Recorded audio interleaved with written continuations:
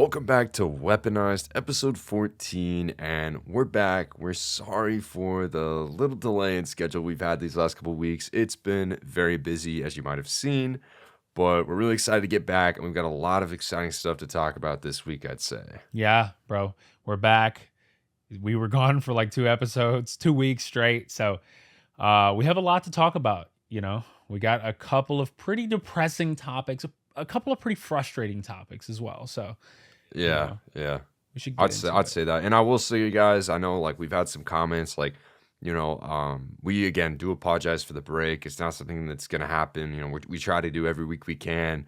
We just have been obviously with so many game reviews this month. It just removes a lot of our time and ability since obviously everyone here does multiple jobs. So, but we're really excited to be back. I will say personally for me, this is gonna be my last episode until just after Summer Game Fest. I'm gonna be on vacation and then in Los Angeles for SGF.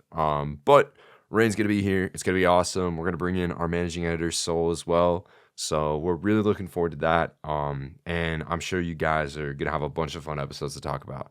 But for this week, we got to start out with the big kicker. Xbox has debuted $80 games. It's happening. Yeah, it's ridiculous, bro. I can't believe it. I had a conversation with a couple of customers at my work. As you guys know, maybe some of you know, I'm a technician, a sales technician, so I have customers, and my customers are normally gamers. So they come in, and I'm like, hey. Did you hear about that Xbox news where it's like the console is gonna be $600? Like, yeah, $729 for a 2 terabyte, more oh than PS5 Pro. wow, that is flabbergasting, dog. People can't talk mess about the Switch 2 no more. Like, it's over with. It's over with. They cannot. Like, this is so crazy to me. It's all balanced out. It has all balanced out. And the PlayStation 5, I expect it to follow suit. Why would Microsoft independently make this decision if Sony wasn't going to do it? Because this only puts them in a worse scenario. I didn't even think of Microsoft trying to make any money off of the Xbox Series X hardware to begin with, right? I think it's very telling. It is very telling. It's a dangerous won out. situation. Yeah, I think they're giving No. up. I think the fact that they raised the price of the console, to me, is the white flag. Yeah. That we went out of hardware. We don't care anymore about the hardware sales. And It's all to be Game Pass honest, from here on out, brother. Right. And also, by the way, all you celebrating online that Game Pass isn't getting upped in price, I bet $1 million within the next 3 months there will be a Another surcharge price. in price. Yep. I think it's going to be Another massive price too. increase. I think we'll probably be looking at $24.99 for Ultimate. Gosh. But that makes so much sense, though. I'm going to just put this out there. I am very pro-consumer. I'm talking like Obama right now. I'm very pro-consumer. But what I will tell you is that $24.99 is not that bad. Considering what they're putting on that platform or what they're putting on that service. It's really not that bad. I mean, look at this month. We had a RPG from France that we'll talk about later, and we had Oblivion Remastered. Yes. I mean, that 2 of the biggest games of the year, available for free, quote unquote, for Game Pass subscribers. It's a great deal. And Game Pass is something that it's continued to add more and more and more and more every single month, to the point where it's like, wow, like you guys literally have so many games to this point and you haven't increased the cost.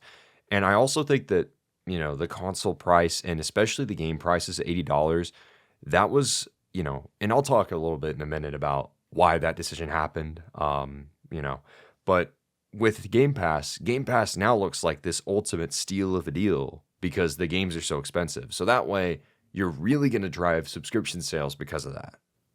Yeah. We need really expensive games so that the $25 Ultimate is justified. When you have all your games being $70, $80, people are going to want to buy the subscription service over paying individually for every single game. What's worse is that this is just the bottom dollar for these games. You know, they're going to have deluxe editions, microtransactions, a 2.0 version. I mean, look at Lords of the Fallen. What happened with that? That literally got a 2.0 version. You know, that is the developers, they listened to all the feedback and they upgraded the game and they made it better. They love us. It's like, dog, while that's great and all, some of these games will come out in the worst conditions and people do not care. As long as they can fix it, people don't care. It's pathetic. It dude. is pathetic. It's pathetic because we're expected to pay more and more and more, and these developers continue to release broken games. And I feel like it's getting worse. Dude, Oblivion Remastered is a great example. I know people won't agree with that. That game has so many performance issues on console. I mean, you should really look at a frame rate breakdown on console that Digital Foundry put out. It's pathetic. Like, I can't believe that game is released in the state it's been. It has numerous performance issues and dips. There's just no care for optimization. The strategy, because, and honestly, there's a pinpoint of when this happened, right? When this practice of patching games became acceptable was when DLC and patches and updates were introduced with online connectivity, right? And back in the day when games were developed, you know, final versions, that was it. Like, you can't go and say, okay, guys, we're releasing Final Fantasy VIII for PlayStation 1. Oh my gosh, there's a bug. Oh no, we patch it. No, like, that's it. That's the final build. You have no buts, ifs, or whats. And there was a lot more care of making that final product perfect than there is today. Right, because they knew they couldn't fix it. Just, can it be passable? Yeah. Yeah. They know they can fix it now, so they just drop everything and they don't care how it comes out. Like, they're just like, bro, you know what's crazy? Right. Dude, every Kingdom Hearts game that's really came out, like, period, has always been almost flawless for the most part. I mean, I can't name a single bug or glitch in Cage 1 or Cage 2, even Cage 3, right? And that's a game in the era of patches. Yeah. Yeah. I was going to say, I mean, I know that, you know, our, 60 FPS enjoyers would disagree, but I think FF7 Rebirth at launch was flawless. I had the game. I never heard any bad things about the game. I never heard anything. The only thing that people complained about was the visual resolution of the performance mode. But as someone who wanted to see that game as pretty as possible, I played it in review. Like, I played like 10 hours in 60 FPS, but I played like, 150 and 30. I had not one bug or glitch the entire time. So Square in their big titles, besides a certain game that was released by a certain Studio 3. No. But that one has lots of issues. But did 16 have bugs? Generally, yes. It had a lot of performance issues on PS5 because I remember because there were a couple sections on base PS5. Oh, I remember that. Oh my god, yeah, it was so dipping slow. bad, dude. Yeah. So I mean that's something in its own. But generally, Creative Business Unit 1, and honestly, I'd even say 2 as well. That's Dragon Quest and stuff. Yeah. Square's games generally are pretty good. I don't really feel like I run into bugs. Is there even crazy a often with glitch them. in Dragon Quest 11? Like, do people even know? I don't know. And I'd say the same for Capcom for the most part. It really is Western Studios. Mm-hmm. And it shouldn't be a surprise when we get games like that are $315 million, like Spider-Man 2, that are 10 hours long, and like, you shouldn't be surprised. Yeah. And that's my favorite statistic, by the way. Like, anytime anyone's like, "Oh man, game development," I'm like, "Did you know that Insomniac and Sony Interactive Entertainment spent $315 million in 5 years on Spider-Man 2? Yeah, I can't believe it. I still can't believe it. And it's not at least 30 hours. And I know people are gonna get on us, dude. They are. They're gonna be like, dude, games are not measured by the length of their campaigns. And I'm gonna say, hey, when you spend $315 million on a game, I would hope it's longer than 16 hours.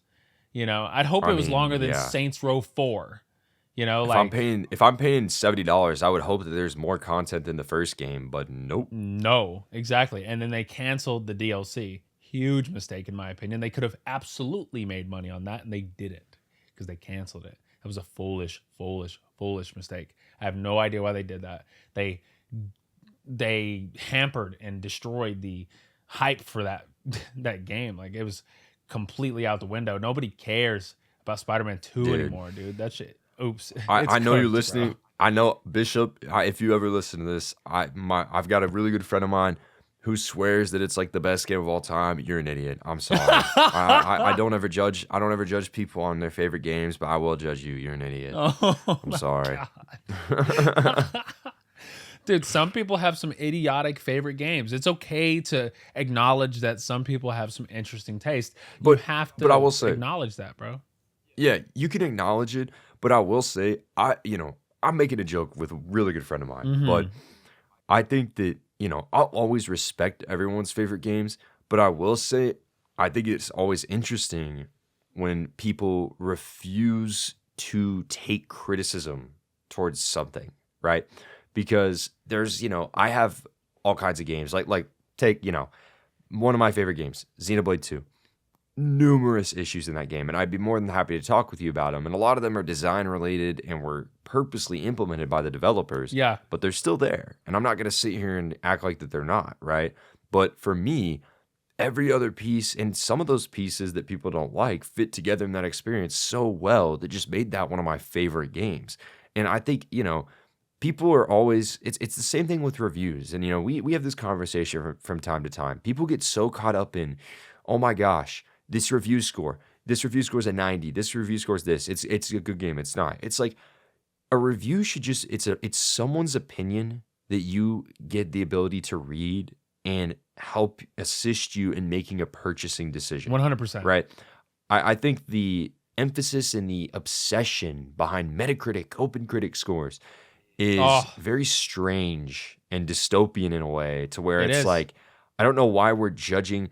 Like, I can tell you what, take the game that I just talked about, Xenoblade 2. It has like an 83 on OpenCritic or Yeah. Metacritic. Like, that's one of my favorite games ever. To me, that's, a 100 out of 100. I love that game. Right. Now, granted, I think that it's very hard to sit here and say that, I don't think any games are perfect, but I think that, I know, there are a handful of games that have done enough to be recognized as a 5 out of 5 or whatever. But at the same time, it's like, I feel like so many people get lost in the score and the translation of that they won't even give games a chance. That, like, I saw someone this week on Twitter be like, yeah, anything under an 87, it's just not worth my time. Oh, bro, I'm like, Cyberpunk dude, what is 2077 came out wrong and it was with an you? 86. Yes, it had glitches. Yes, it wasn't perfect. I would give that game 100 out of 100 now. But I mean, that's like insane to me. And I have friends like that are probably going to I listen do to this too. podcast, right? And I think it's the most asinine way of thinking to just be like, "Hey, this game sucks because it's underneath this arbitrary score that And you didn't even is play it. yeah, and you have no idea what it even feels like, you know? Like it just doesn't make sense to me. Everybody just it is dystopian to base your opinion off of a bunch of, figureheads in the industry and let them decide what you think, right? Final Weapon, sorry, I'm not gonna do this in this. I'm not gonna do this in this episode. I'm not. I'm not gonna get at it. But Final Weapon, this is we know for a fact, like there are some things going on that don't make a lot of sense and some scores getting out there that don't make a lot of sense. That's all I'm going to say. And they don't make sense because none of it's balanced. And these people are fake. Like some of these people have fake No. opinions and I can't take any of it seriously. Like Well, I mean, we've had this conversation before. I mean, yeah. for those of you first time listening, I'll be happy to inform you. Metacritic and OpenCritic both give different weights to people that are on the website. Mhm. So IGN might have a weight of, let's say, zero point 0.5. Outlet X might have a weight of 0.01. So really, how can you trust that review score? And, I don't want this to come off as a plug or anything, but I will say we recently got invited to a new aggregate, I can't even speak, an New aggregation aggregation website. site, Yeah. right? And it's called CriticDB. But the goal of that one is that everything is even. Every website receives the same amount of weight, and you get scores that feel a lot more realistic when you look at them. So I'm not saying either way or whatever, but I will say if you get lost in the OpenCritic and the Metacritics of the world, I encourage you to look at CriticDB, not because we're on it or because I think it's better or whatever. I hold no weight in that. It's great to be a part of it, but whatever. I think that that is kind of a model that I think the industry should look toward because it is much more transparent with the audiences than these two, aggregation websites are right now. Right. Yeah. You guys should definitely check it out. No plug. Definitely check out that website because it's different. It's a good Everybody is mission. judged on the same caliber. We're all judged on the same merit. It's equality.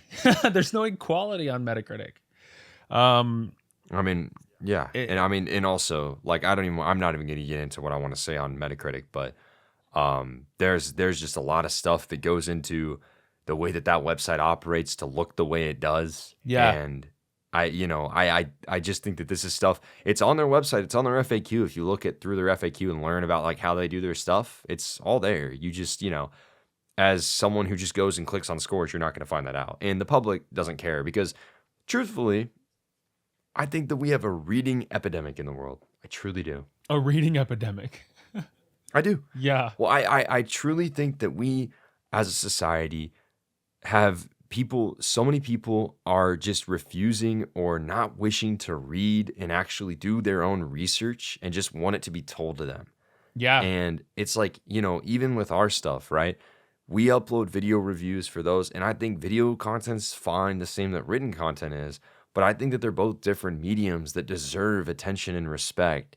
And I've definitely seen over the, almost 6 years now that Final Weapon's been around, we've seen our fair share of people like just, commenting on articles without even reading them. I mean, it happens with Dude. videos all the time. We get Yeah. comments like, I'll give you a great example, not to call anyone out. we put out a Xenoblade 4 discussion, right? Which, everyone has their own opinion. We recorded that just after X released, and we're like, you know what? Yep, we're gonna do one for X2. We're gonna do one for Xenoblade 4. We put that one up. Dozens of comments, and I can tell it's so obvious. By the way, I just want to say when people comment and they don't watch the video, they comment before watching it, which you do you, but it's like people telling me, oh, you didn't do this, you didn't do that. I'm like, we talk about that for like 20 minutes. Yeah. Like, did you not watch? How the about video? you watch Like, the it's video obvious. and stop It's being obvious. disingenuous and I mean, ridiculous? hey man, I'm just saying, like, look, everyone is entitled to do what they want to do, but just know if you're not watching stuff and you're commenting on it, it's pretty obvious to the people that are making that content that you are not actually watching it and you're just commenting to comment.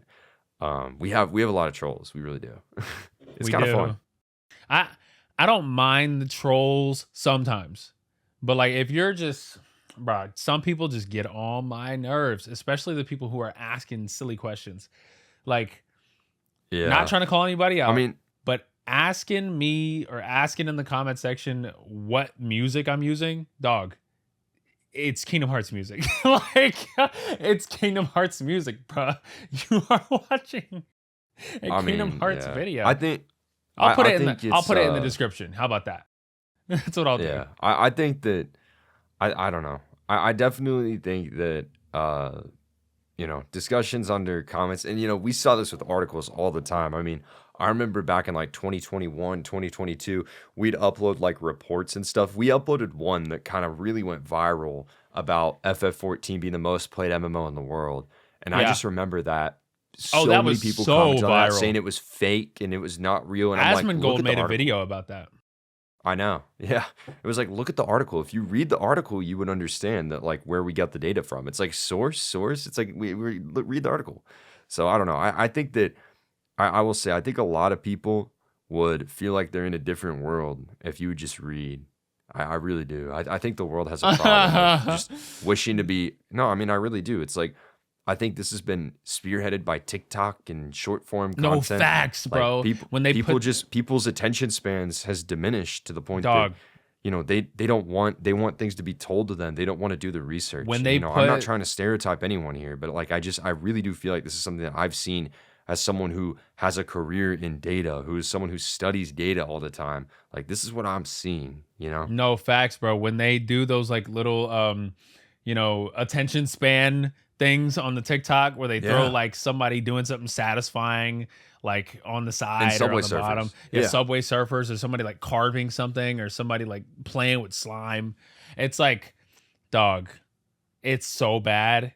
And the video will be entertaining. I'm like not even looking at the other part of the video. Like I'm trying to look at the people talking, and then there's like, people playing with a fidget toy on the other side. Like, and I have ADHD too. And like I do not need, some silly cube being rolled around a table or something. Like I don't need some weird, stimming video in the corner to get me to watch the video. Yet this is how people keep people's attention in 2025 on their content. What if Fun Weapon just started uploading shorts? What about full long Dude, form videos where it's just like half of it is just like some dude running on a treadmill? dude, I can't, man. like a, I, like I a will say, hamster running on a wheel. I think our audience, I love our audience because I do really feel like in like the stuff that we upload, our audience is for the most part very in tune and Facts. cares a lot about the stuff we talk The about. So we goats. really do appreciate that, of course. Yeah. But it's just we definitely, I don't know. I mean, we get on these tangents sometimes. We have just general conversations about this stuff. I mean, it is what it is, man. I'm hoping that as time goes on, we're gonna be able to see less and less of that, but I'm sure it's the opposite. But hey, it's part of the fun. It's gonna get we worse. Really, of course, we really do appreciate the support and everything. But I want to jump back to the Xbox stuff Oh, because yeah. there's been a lot of narratives online about the reasoning behind this, and I want to know your thoughts.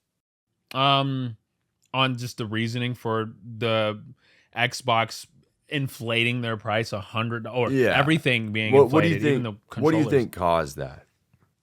I would say that Nintendo kind of, spearheaded this was being spoken about. We knew this was going to happen. Bro, everybody knew this was going to happen, number one. So anybody who's trying to say they didn't know or that it's not true is fooling themselves, right? Nintendo was the first one to decide, hey, $70, that's not enough. What about 80, right?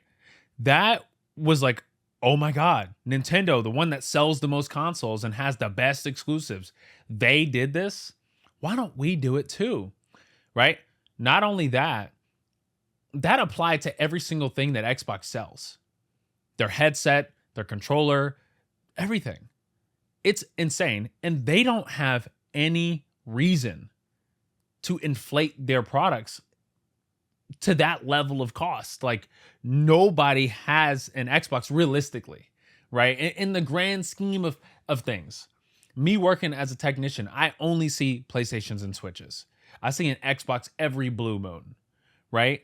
And it's not that people are breaking Xboxes less, it's just that there are less Xboxes, right? So I think Nintendo spearheaded that. They took the hit for making that decision. And I think Microsoft is also going to take a hit.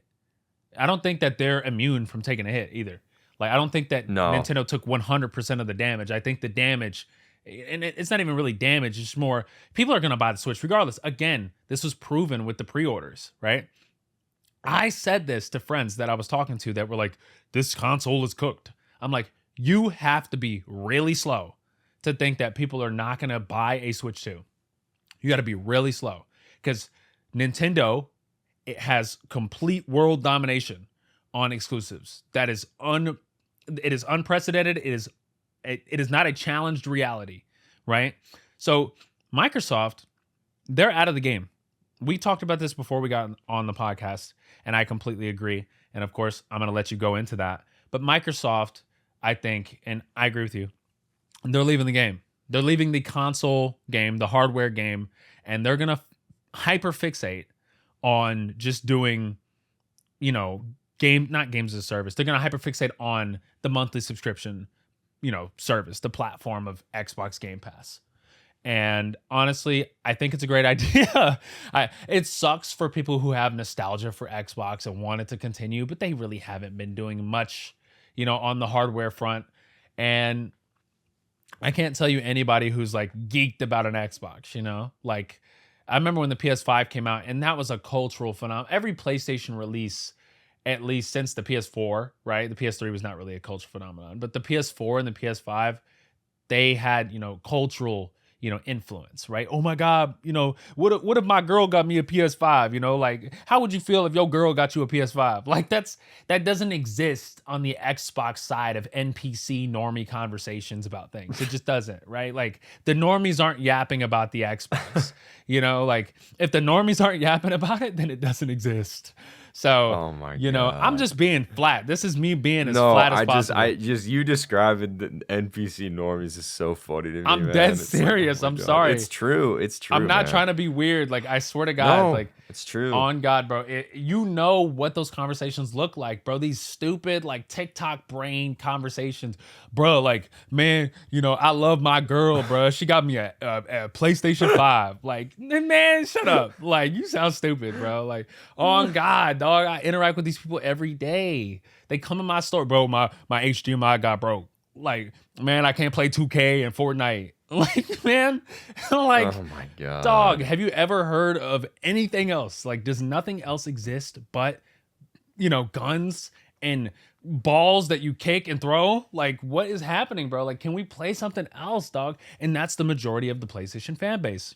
That's the majority of gamers. They That's play 3 facts. games a year. That's facts. People on Twitter do not realize that. They don't know. They don't know. They act like Twitter is all of reality. Is real life. That's Yeah. bro, facts. They act like Twitter's dude, all of we're reality. not buying like the people on Twitter are buying like 12, 15 games a year. There's a person on Twitter that I think is very humorous because it's just unbelievable the things that get posted on that account. But said person at one point was like, "Man, I'm gonna be buying 1 game a week." I'm like, Dang. you don't realize how privileged you sound and also how out of touch of reality you What, sound. you were buying because, like, more than that one is- game a week? Dude, like, dude. That's nuts. I'm like, I don't dude, 1 game a week is insane. That's a I'm like, lot of games. dude, and like, people could say, be like, oh, you get review copies. It's like, no, I buy 90% of my games, even if I get a review copy, still to get a physical, right? Facts. And so I'm like, I have so many. At this point, like this year, I'm pretty sure the only game that I've bought so far is Xenoblade X, Wow. and the next one is DS2. I mean, I bought- it's been I'm so, it's what it is. sorry, trying not to laugh. I was gonna say I bought I bought Inspiration 33. Like, I had to buy it. Oh my god. Okay, well, before we get into that, I do want to come back to I do want to talk on the Xbox stuff because I think it's important to think about this in the scheme of economics, and I kind of feel like going into that today for some reason. Okay. So Yeah. so Microsoft, we talked about Rain kind of hinted at it. I firmly believe that this strategy of Microsoft to increase the console prices is a signal that a soft exit is beginning in the console space. And the reason that we can see this, right, is instead of going for a volume-based competition in terms of saying, yeah, we want to sell as many consoles as possible, they have gone to margin-based to where we want to sell and make the most from every console we sell. Yeah. Which is a huge difference. That's not what they were doing before. Statistically, console manufacturers have sold consoles at a loss in order to, get volume-based sales. And we're seeing Microsoft shift away from that. You could point to numerous economic factors, but that's what's been happening. And unfortunately, it's going to be interesting because Series X sales have not been great. And I think that Microsoft is looking at the ROI on hardware right now and looking at the, I think Game Pass, obviously, but I think the big one that people aren't talking about is cloud. I think cloud is where they're going, and they've already started. Like, you can play cloud on TV. I don't think it's unrealistic to say that cloud's going to come to Switch, right? I just don't. Yeah. And so I think that the cloud is where they're moving with higher ROI there. And generally, they are. I think that I don't think that they're fully pulling out. I think that there still will be another Xbox. But I think it is going, and maybe I'm wrong on this, because they did already say that they've already recommitted their efforts to produce another console, right? Coming out next year, supposedly. I think that we will still see another Xbox console. However, I think the difference with this one is instead of a Series S, we're going to get a standard Xbox console that runs games at next gen, and we're going to get a cloud-based console. Wow. That's my A prediction. And I cloud-based think console. that That's disgusting. I know, but I think that's what they're going to do, and it's going to be that gives them the ability to have a low entry point to the market that allows them to, and maybe it's even like a Fire Stick or something because they had a prototype like this at one point for a TV. I think that, and honestly, I don't even think you can fully throw out the question that there might just be a cloud-based console as the next console. I don't think that's going to happen. I think they will still. I think that there will still be a legitimate hardware Xbox for the next generation, but I think that this is probably the last one. It's this move for them. It doesn't make it's a 5-year-old console almost at this point. It makes very little sense unless you are in the point where you're just trying to get margin from these sales. Yeah. And I think that this is what they're doing is the beginning of a soft exit is what I would call it from the market. And in terms of I know we talked about Nintendo, right? A Yeah. lot of people online want to point and say it's tariffs, it's this, it's that. These publishers have been looking for any way they can to increase prices. We saw it happen in 2020. One reason or another was, economic uncertainty. Okay, let's use that as a baseline to pull the trigger for $70 games, said Sony. Everyone else followed, right? Nintendo obviously debuted $80 games with Switch 2, and that in economics language is called a first mover. And so a first mover is just the person who's the first to enter a market or adopt something new in it, right? This being $80 games. So Nintendo, look, the reason it's $80, they know that they can get $80. Why do they know that? Because there is no price elasticity with Nintendo games. They've trained their consumers, right? Nintendo consumers have been trained with all of Nintendo Switch. Breath of the Wild is $70 on Switch 2. It released in 2017. That is 8 years ago. It is actually more than it is on Switch because you have to pay for the upgrade and the base game, right?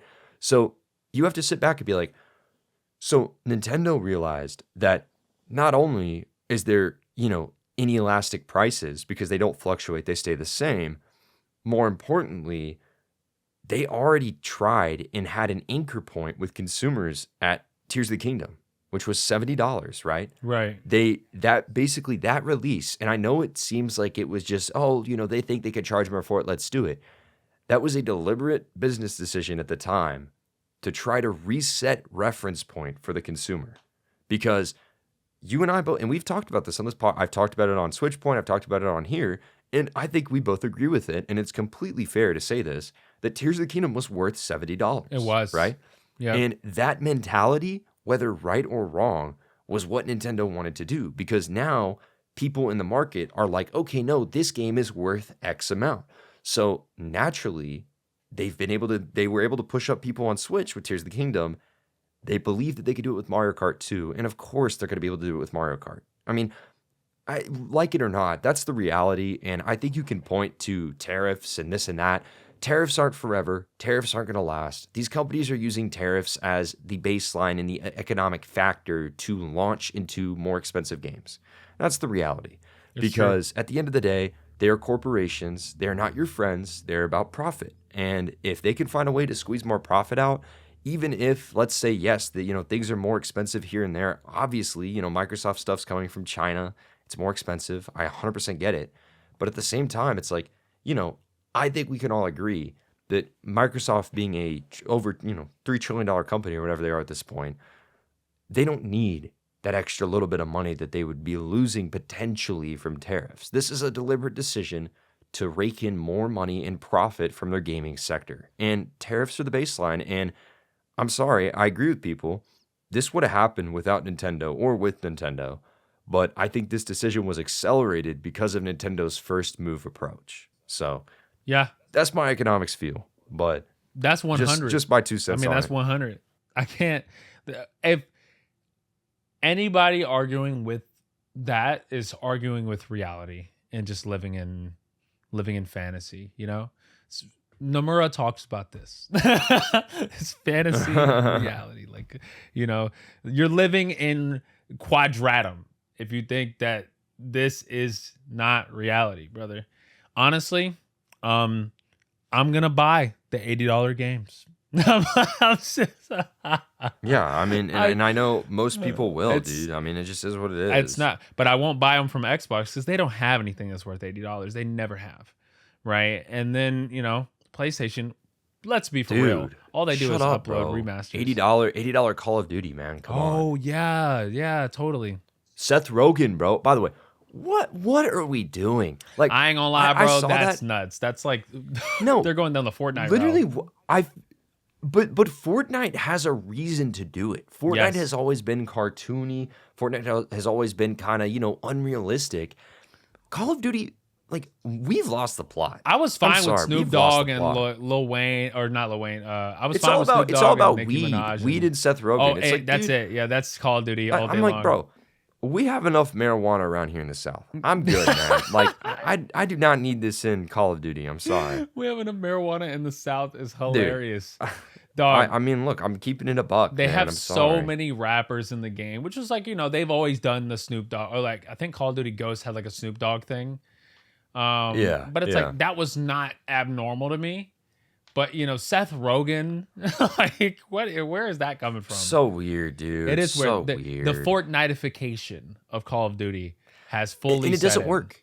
It doesn't It doesn't work. work with Call of Duty. It just looks really stupid. It makes me question why you're doing that. Like, it's like, what are we doing, Activision? Like, what is your goal with this? Because right now you have a game that's really realistic that looks really stupid. Yeah. I'm sorry. Yeah, it's like Like, dude, Ugh. I'm running around a Spike Spiegel and Faye Valentine all I want in Fortnite. That makes sense. It's Fortnite, it's whatever. Like, Call of Duty has never been that. So to try to change that, it just Yeah. comes off as very, very like, follower-ish It in the is, yeah. market. I don't like that. it's bad, and the juxtaposition of Mhm. the Seth Rogen in the game, it just looks really weird. Like you just see it in the screenshots. It looks very strange. It's unusual. It looks like it was It's edited corny. in. Yeah, it is super corny. Not a big fan of that. So I think we've got to get to the big topic, which I know Oh, this is the big we've been topic? dying to talk about. Oh yes. Which Expedition 33. So Inspiration. here's the deal, everyone. I want to preface this conversation because I'm sure there's going to be people upset about it.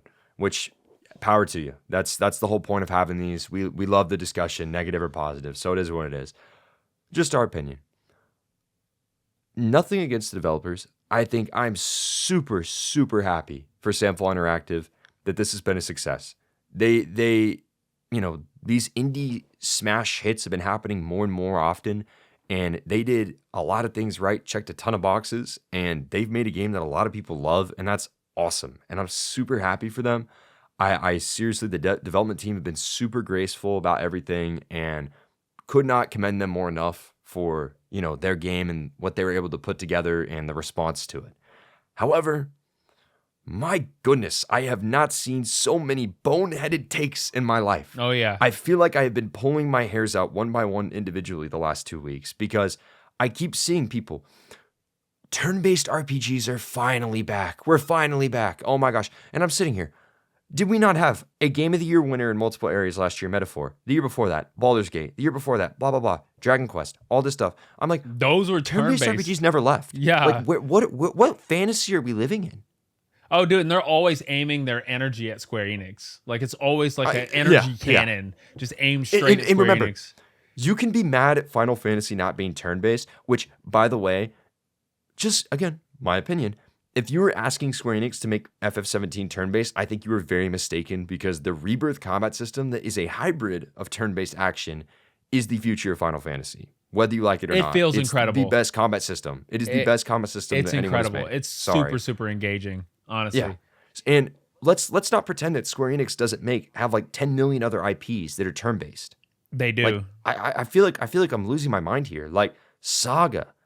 It's like we've got Saga, we've got Mana, we've got all these games that have turn-based entities in them. Bravely Default is coming out, the remaster. That is literally like turn-based FF original type crap. And people are like, yeah, no. And you know what it all boils down to? Graphics. It is the most normie Yeah. thing ever. But it all boils down to graphics because we need Persona 5, Persona 3 Reload, amazing looking games. Persona 5 more amazing than 3, but beyond the point. But we sit here and I'm like, those games were amazing, great, great visuals, great presentation, great everything. Metaphor just came out, same thing. Those aren't good enough for people because they're not realistic graphics. And I feel like that's what everything has been boiling down to, is that it has to be realistic graphics and turn-based. And I'm like, what is the obsession with that to me? I don't understand that. I really don't. Everybody is so hyper fixated on games looking realistic and beautiful. And yes, I think Expedition 33 looks great. I think it's a good looking game. I think the music is great. I think the voice acting is great. There's great things about it that I've observed, but I think people are pretending like this is the first time any of this has happened, or the first time that we've ever, and I know people are going to argue with me so hard in the comment section. For anybody that's watching this deep into this podcast, I'm going to let you know right now, Final Fantasy 13 did this. Like, we've been here before, Exactly. And this is a linear game, just like Final Fantasy 13. Yeah, it has a little world map, but it's pretty linear for the most part. And Final Fantasy 13, 13-2, Lightning Returns, Lightning Returns is more action. Lightning Returns is the prototype for Rebirth, in my opinion. But we've done this before. We've been here before in Final Fantasy. And I think people, they don't want to play any of the other RPGs that exist. And it's like they just hate Japan. It feels like people just hate Japan. They want it to be Western. They need a Western story that appeals to their Western sensibilities and tells a Western story in a Western way. That's why people want these like American live action adaptations, these weird, normified goofballs want to see, stuff like the things like Death Note. Remember the Death Note live action adaptation, or Cowboy Bebop? They want a westernized version. Oh my god! Oh, dude, bro. yeah, that's. I don't even want to get into. I'm just remembering the Cowboy Bebop one because that was actually going really well, and then there was that episode that was just, I was like, what are we doing? Oh, dude, yeah, I know exactly what you're talking about. See, I was talking to my dad because I had walked into. I had came home from work and walked into him acting like a clicker from The Last of Us, and I was like, Dad, what is going on? He's 64 ? And don't get on me for not knowing my dad's exact age. I think that's what it is. The older your parents get, you just start to forget. I'm sorry. He was acting like a clicker, and I'm like, Dad, what is going on? Are you watching The Last of Us? He's like, how did you know? I'm like, because it's a video game that came out like 12 years ago, right? And he's like, really? And I said, yes, it's a video game. I was like, have you ever watched One Piece on Netflix? He's like, I watched the first episode and it was too wacky for me. And I feel like that is the American, perception, is that they want, that's why people like Final Fantasy. And people hate it. This is me defending FF16 right now. It's happening. People hated, spoiler alert, seriously. People hated that 16 went from, this kind of medieval high fantasy to, Clive fighting God, right? That is the plot of literally every Final Fantasy. I swear to God it is, right? Like every Final Fantasy has some sort of interaction with a higher being. It does. Maybe 12 is maybe not so, but there's the final villain of every FF game in my recent memory has been something above and beyond a human, right? And so people were so flabbergasted that the game became this crazy science fiction plot about, a god and, crystals. And it's like, it shows me that people don't like whimsical, wacky Japanese storytelling. That's what it is, Yeah. And they go, oh, it's like Kingdom Hearts now. It's just like Kingdom Hearts. Is everything that I hate about Kingdom Hearts. I'm like, dude, that is. You don't understand anything about Kingdom Hearts. Like, yeah. What are they talked about in, oh my gosh. When we talked about, we had that discussion go up about, that the remake trilogy is being so overcomplicated, it's almost embarrassing at this point. Yeah. And, just our opinion of a discussion. People had some great thoughts, but multiple people were like, you lost me when you said Kingdom Hearts isn't that complicated. I'm like, it's really not. People are not paying attention, bro. It's just like people don't want to understand Japanese. It goes back to what I was talking about earlier with the inability to, actually do your research. No, facts. People act like Nomura is drastically different than any of his peers. like in terms of the way that he tells his story. He's not. Like it's very bombastic and large shonen storytelling. He's Kingdom Hearts Right. is a shonen. It is. It's literally a shonen, right? And so, I don't understand how people can't just get that. They want it to read like Harry Potter, and it's like that's just not how it is. It's never gonna be that. It never was meant to be that. People don't understand anything outside of what's being told, like it has to be explained to them in deep detail. But that would destroy Kingdom Hearts. The fact that Kingdom Hearts always invokes a conversation out of me and my friends every single time we talk about it, and it hasn't had a game since Melody of Memory, and that was a very small game, right? Like we have every single time I talk to my friends about Kingdom Hearts, there's always another large conversation coming out of it, right? Because there's so much to talk about, and it's not because it's complicated. It's because there's a lot to say.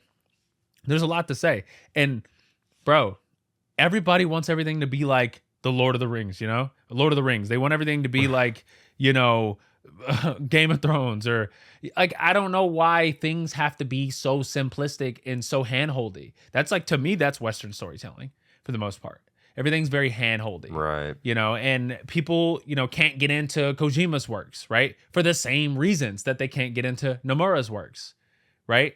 It's literally the same exact reasons, They think that they're consuming something Western when they're playing Final Fantasy. They hear the British voice acting and all this stuff, and they think they're consuming a Western product, and then they realize they're not, And it's like, dude, it's Final Fantasy. And so they want Final Fantasy to be turn-based. It's all disingenuous. Nobody knows where any of this is coming from, by the way. If they wanted turn-based, they should have went and bought it when it was coming out, because they didn't, right? I know, and it's just really strange because it's like, again, no disrespect whatsoever. I'm not even disrespecting the game or the developers or anything, of course, but it's just very interesting to see the reaction and just the strange passion that this game has had. When I'm like, where has this passion been for all the other turn-based games that came out over the last 2 years that did similar things? Fantasian. It's like, yeah, exactly. Fantasian's a great example. It's like, I really want to hone in on like Trails and Metaphor, right? Which Yeah. kind of combine that kind of like action style with a little bit of turn-based, right? And I've seen people be like,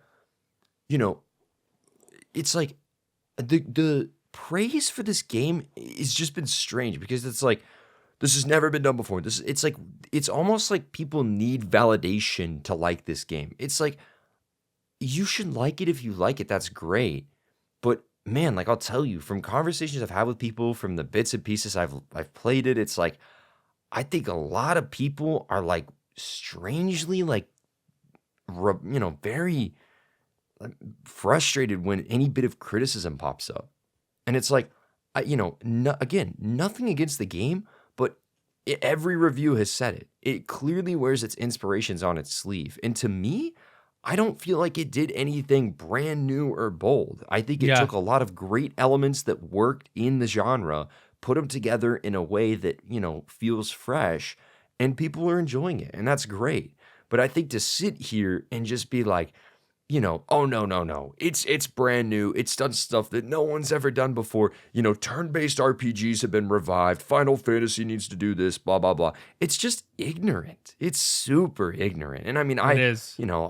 I think, again, it's totally fair to say, I've seen so many people, this is the best game of all time. That's great. I mean, if you feel that way, that's great. It's your opinion. I hope all the power to you. I want more discussion like that in the industry.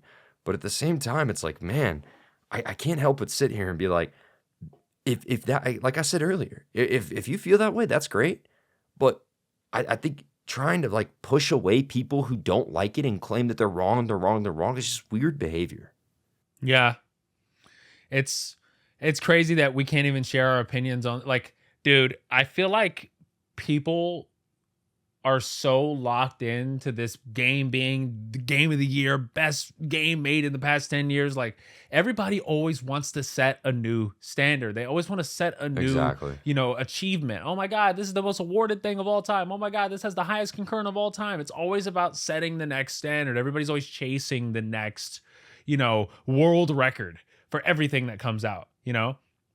Oh my God, it did 120 or 130,000 concurrent on Steam with Oblivion out. By the way, that is very impressive, I will say. Oh, But, for sure. you know, And props especially to the since it's an development team. indie Yeah. game, like it's literally an indie game and it's $50, but I think, you know, that's super impressive. Props to them. Everybody always wants to set a new record for something. It's everybody's chasing this feeling. You know, there's always a new feeling that humans chase. There's always a new feeling. You know, back in the previous administration, they were chasing something else, and now they're chasing something different. You know, everybody always has something to chase, right? Whether it's, you know, chasing, you know, getting people off the internet or chasing what the next record is. I'm just being honest. It's me. No, it Like, is. I mean, and I think, when you talk about game of the year, yeah, I'm so sorry, and this goes for everyone in the media space.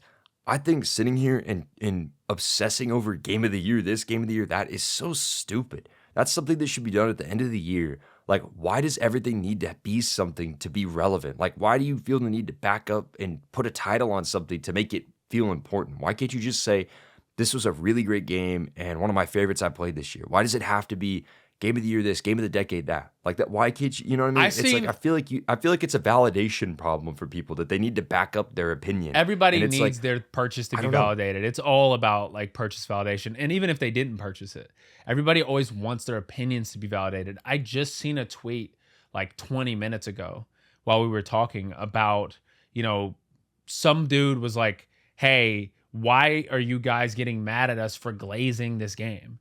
And it's like, I'm not mad at anybody for glazing the game. I think there's just a No. level of glazing that seems disingenuous because it's built upon a foundation of lies. Like it is. Sorry, my voice cracked, but it's built upon a foundation of lies. Like we are not sitting here saying that this is the first, you know, AAA looking, you know, turn-based game. That's not true. You know, it's just not No. true. Oh, because it's recent. Oh, Square Enix, you should take And a it's look at like, how many sales is. Let's yeah. compare and contrast the concurrent of. It's disingenuous, as if Final Fantasy, as of recent, has came out on PC day one, which it has not, right? Nope. And it wasn't I, $50. I've been seeing so many people compare that. Like I saw a comparison tweet of like Expedition versus 16 and Rebirth, and I'm like, I people know what they're doing, and it's Right. like, I just don't think that this is the way to go about it. And I also think that if you genuinely believe that, oh, this is what, again, see, here's my thing. I feel like that the industry has been so obsessed with remakes, remasters, remakes, remasters. We've seen this in movies, right? We're seeing all kinds of remakes for movies start to come out. Like Disney's obsessed with live action remakes, and they're all terrible. Oh my God, they're terrible. Like the Lilo and Stitch one looks horrible. Oh my gosh. Like go see Mission Impossible instead, please. But anyways, Yeah. like they all look terrible. And it's like, but you know what the problem is? People want more of the same. And so when people are sitting here online and they're like, oh, this is exactly what Final Fantasy 17 needs to be. Just this formula exactly. It's like, you don't want innovation. And in this game, like I said, I think it took a lot of great parts from Super Mario RPG, this game, and put them together to make a really good presentation for people. Now people are like, oh, I just want this game, but Final Fantasy. It's like, I feel like people are just so almost trained to just want the same thing, and it's just like, I don't know. I feel like the remake culture has contributed to that. Oh, it's facts, dude. Everybody just wants to relive the same moments in their lives over and over and over again. Like, bro, let it die. Let it die. I mean, people are fearful of change. I think it They're really afraid of derives change, from that. dude. People want to live in these.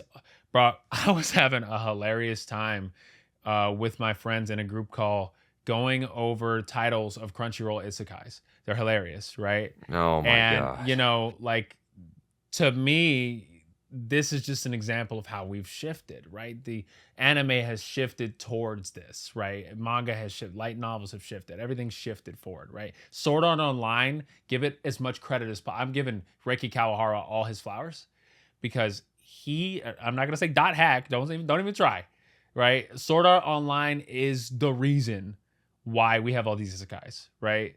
And like that was the shift, right? There's always going to be something that causes a shift. And people always want to Yeah. go back to previous generations. Like I love the Y2K era. I go back and I watch the commercials from that era, the Fushigi. I remember, Nicktoons, and Noah's gonna call me old, bro. I was back in the day, dog. I was enjoying those things to another level. And obviously, everybody's childhood is gonna feel the same. If you enjoyed your childhood, you're gonna have very fond memories of it, and that's regardless of which generation you're from, right? So it's like everybody wants to re-experience, a turn-based like a FF10. They want another FF10. They want another, you know, I don't know, bro. They want another Super Mario 64, or Odyssey's not good enough. We need to go back to just being really simple and just flipping around. Everybody wants to relive the same moments they already lived, but it's never going to hit the same. You know what's going to hit Right. different? Playing something different.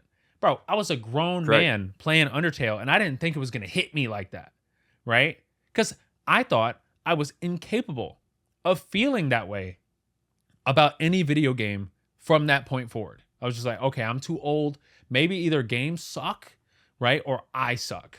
And then I picked up the game and it blew my mind and left a permanent impact on me, right? And that is not a game that has ever existed before, right? Maybe it's inspired by other games, but it's never existed before, right?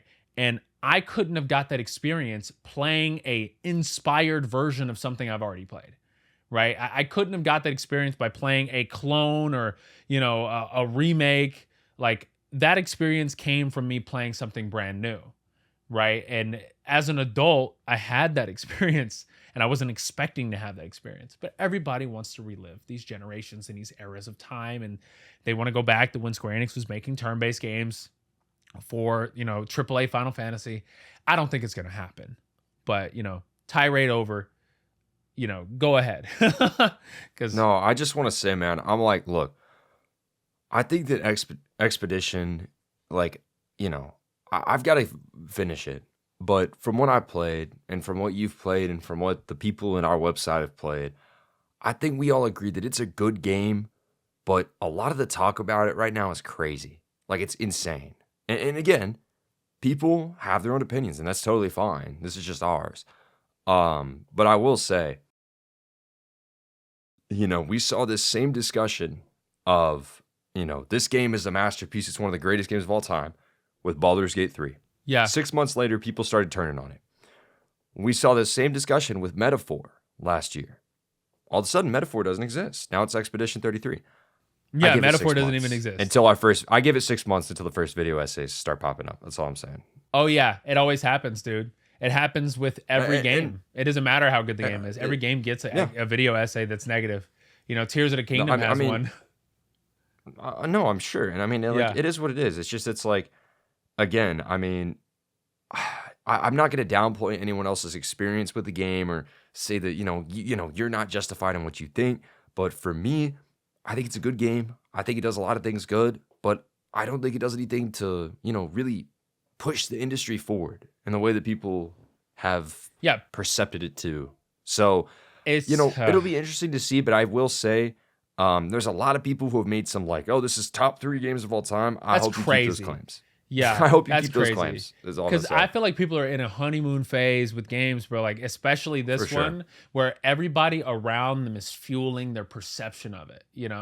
Like they're in a bubble and they're living in that bubble, and that bubble is telling them this is the best game they've ever played. And they're watching Moist Critical, and they're watching all these YouTubers say that this is one of the best games ever made, and they're crafting their opinion, and they're bolstering their opinion. They're adding walls to the citadel of this insane opinion. And it's like everybody has and they've turned this opinion into an objective fact. It's like, this is the best RPG ever. This may be the best RPG ever. And I'm like, bro, have you played Chrono Trigger?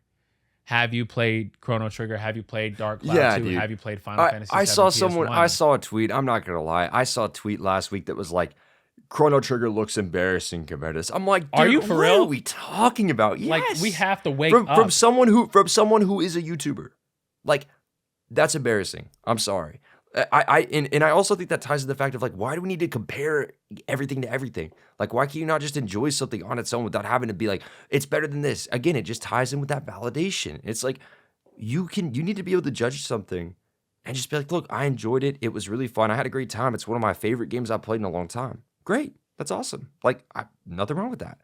But to sit here and like, you got to tear down other games to promote this one. It's just disingenuous. And again, I do, I want to stress with all this conversation, huge congratulations to Sandfall, because clearly they made something that a lot of people love and that has been really received well. And I'm very, very happy for that team. It's their first game. It's really impressive stuff. But outside of the development team and outside the publishing team and everything, when we talk about the community and just the people online and the conversation around this game, it's a bit over the top. It really is. So It is, bro. They're acting like this is the second coming, like this is the second coming of Chrono Trigger or some. Like it's crazy how the conversation has been, and I have genuinely enjoyed what I've played, and I can see where some people are coming from, right? But I think it's very surface level.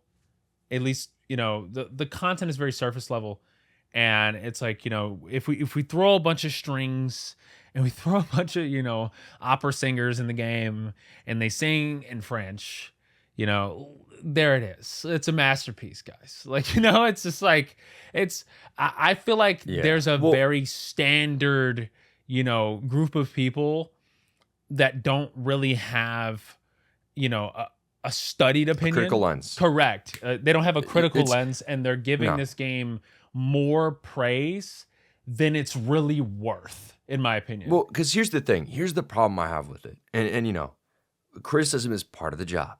Review all these games is kind of part of the job, right? As press.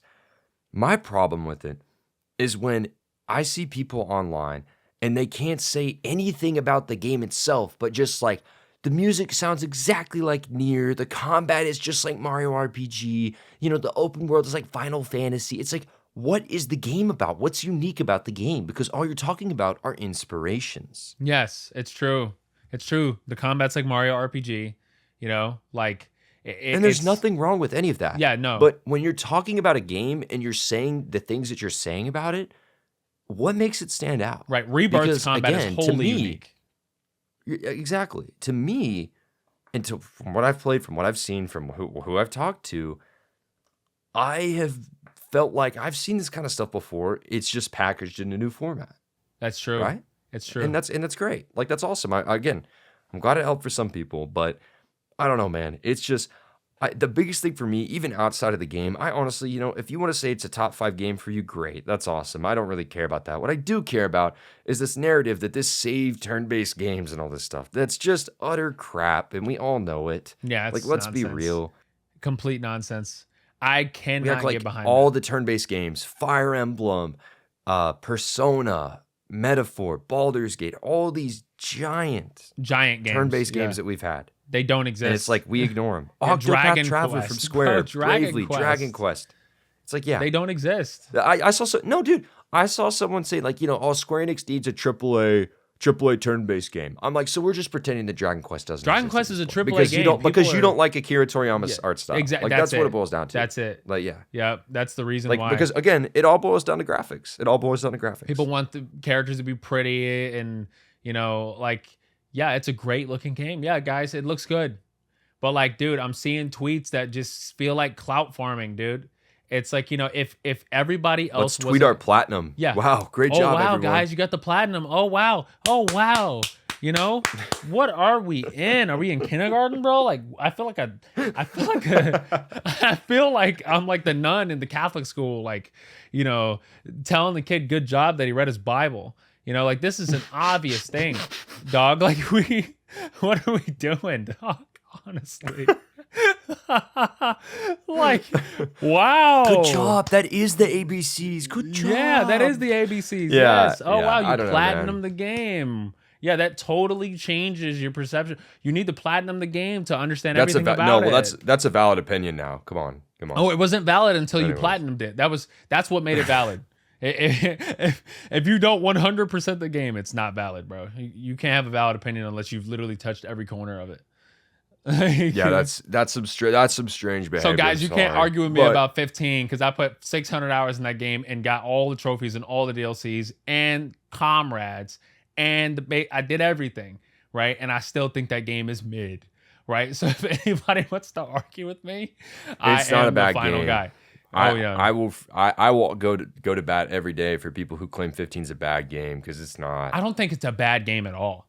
No, It's just flawed, and it was thrown together with the time that Tabata had, unfortunately. It's It's true. what you get when you cut 3 games into one, man. It's true. like, honestly, I tell people all the time, I'm like, it's impressive that the game is as good as it is, considering the circumstances. Like, honestly. No, I know. Honestly, bro, you just gave me a new perspective. Nobody's ever said that to me. You know, nobody's ever said that. I mean, because I feel like, again, this is something that I feel like people didn't, when we made the Versus video, not, it's been a long time at this point. Something that a lot of people, and I really made sure to stress in the script was, through every interview, everything that we learned from uncovering that and just, piecing together this like invisible story, basically. Like Square Enix exec told Tabata, like, you have X amount of years. You have like 2 years to finish this. This game has to be out by this date. He didn't have a choice. And at the end of the day, Versus was planned to be this 3-game mega massive trilogy, which Nomura's getting to do now with Remake, so it worked out. But that game had to be condensed down so much to one game. Like, in my mind, it's a miracle that the story makes as much sense as it does, and the game was as good as it was. Because, right. like, to me, 15 is nowhere near my favorite Final Fantasies, but I still think it's a good game. Like, I still, it has a ton of problems, but I still enjoyed that game, and I really did enjoy that story for what it was. But again, you have to think about it in that lens, because that is probably the most unique Final Fantasy development-wise, considering that, like, everything that happened and the fact that that story was supposed to span 3, giant experiences. It's like if the Remake trilogy took place across one game. Yeah. Like, that would be, it wouldn't make much sense. But it would make, you would get there, but you'd be missing a ton of stuff, yeah, you wouldn't have what you have now. I think people really, really have a drastic and unbelievable misunderstanding of how game development works, and they wanted a FF7 quadruple A, because that would have been a quadruple A. I mean, it's obviously people when they describe quadruple, when people that was the Star Fox noise, by the way. They do. When people describe quadruple A games, they're talking about Destiny. They're talking about like games like Warframe and stuff like that. When I mean like a quadruple A game, like FF7, if the trilogy was one game, that would have been the biggest game ever. Like, that would have literally been dude, the biggest game already ever. is. I tell people, it's the most ambitious project ever, and I don't think that will ever be topped. I really don't. People could argue GTA 6, but it's like, you're remaking a game that was polygon sprites that was 30 hours into a basically 200-hour game. I mean, that's the most ambitious thing I've ever seen in my life. Yeah, it won't happen ever again in our lifetime unless somebody else flexes. Square Enix is the only one willing at this moment. So, and that's the only game that really deserves it, besides FF8. But topic for another video. FF8 definitely deserves it. FF8 definitely deserves it. Should get it, bro. But I told Kitase, I met Kitase-san in December, and I told him, I'm like, please, at some point, we need an FF8 remake so bad. Like, I just want to see Squad of Noah. Like, it's one of my favorite FFs. It's literally one of my favorite games. And he just looked at me and he laughed, and he was like, oh yeah, and he says, huge projecto. And I was laughing. I was like, oh my God. I was laughing. I'm like, bro. Yeah. No, that's such a great game. It deserves so much. The hate for FF8 is crazy, but that's on topic for another day. It is. But with that being said, guys, that's going to do it for Weaponized episode 14. Thank you guys so much for tuning in. Be sure to let us know your thoughts on the new reality of game economics down below, and as well as your thoughts on, what do you think about all this talk about Expedition 33? And, are you enjoying your time with the game? What do you think about it? And, do you think that Final Fantasy should follow that model in the future? But anyways, let us know, guys. Thank you again for listening in, and we will catch you in the next episode.